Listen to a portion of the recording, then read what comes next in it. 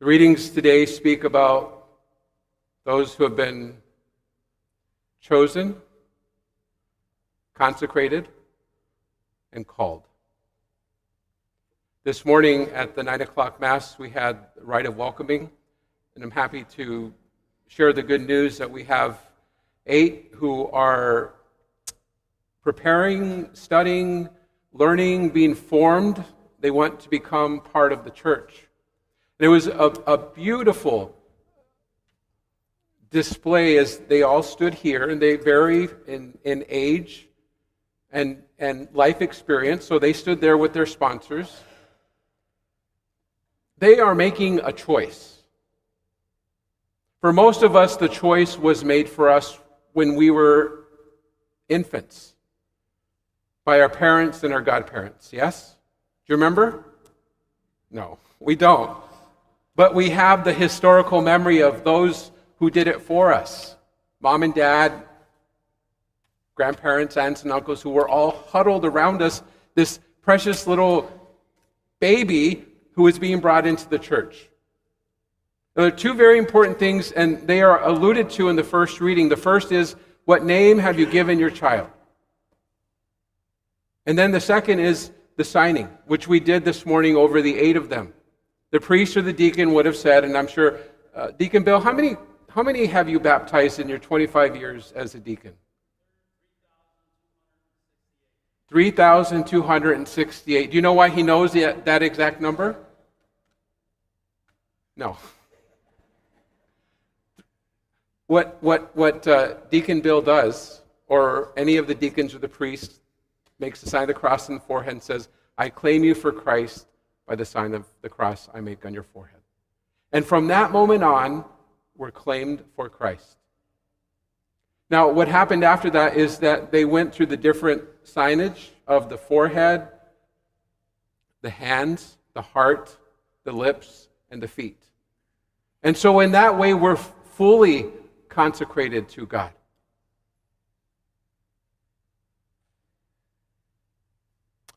The tricky part is, how do we choose to respond? That's sometimes where there's a struggle, isn't it? Because oftentimes when we hear God calling us, there's a hesitation. And sometimes the hesitation sounds like, well, God certainly can't be calling me. And we have all of these obstacles that we put in the way, don't we? Because I'm not smart enough, I'm not holy enough, I'm not good enough. As just a few examples. And yet God says, all of us are called.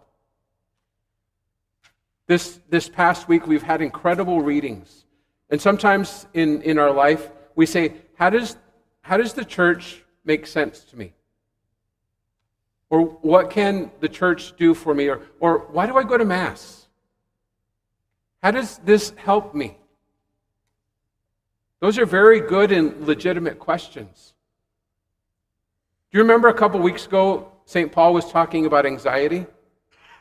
And then I shared that statistic by about 1/3 of us struggle with anxiety. And then about 1/4 of us struggle with anxiety disorders. And then St. Paul says, bring all those things to God in thanksgiving, and then the peace of Christ will be the gift that is given to you. Starting this from Tuesday, we talked about frustration. On Wednesday, we talked about disappointment. On Thursday, we talked about anger. And yesterday, we talked about grief. All very human things, aren't they? And the question was for them, and it is for us today, what do we do with those things?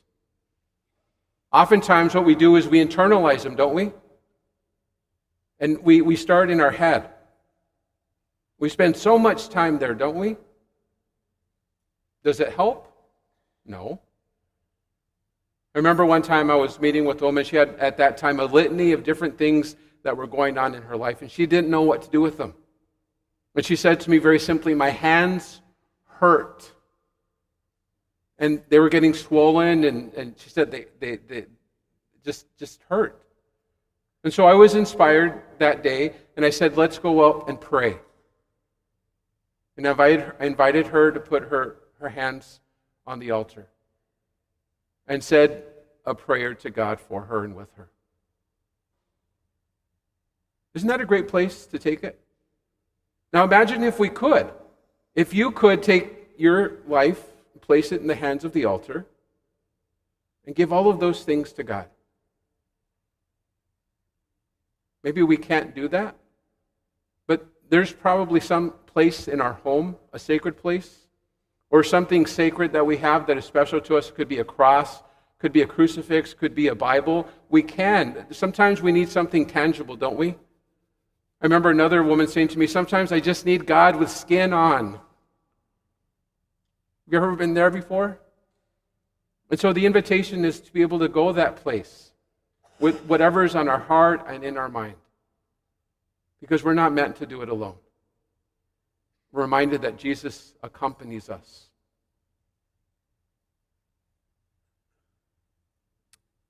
Friends, the invitation for us is, as the 8 were blessed today, they were consecrated, they were called, was a reminder to us as a church that we too are consecrated. And we too are called to share the good news. Perhaps if we're not struggling right now, there could be someone in our life that we know is struggling, is going through a difficult time. And we might think, well, they'll get through it. Perhaps they'll get through it through our words, through our actions. Those things that seem sometimes insignificant, we never know how they could make a difference. And so let us pray that we be the hands and the heart, the eyes, the feet of Jesus in our little town of New Lenox. And as we do so, we effect the change, recognizing and remembering that we belong to God.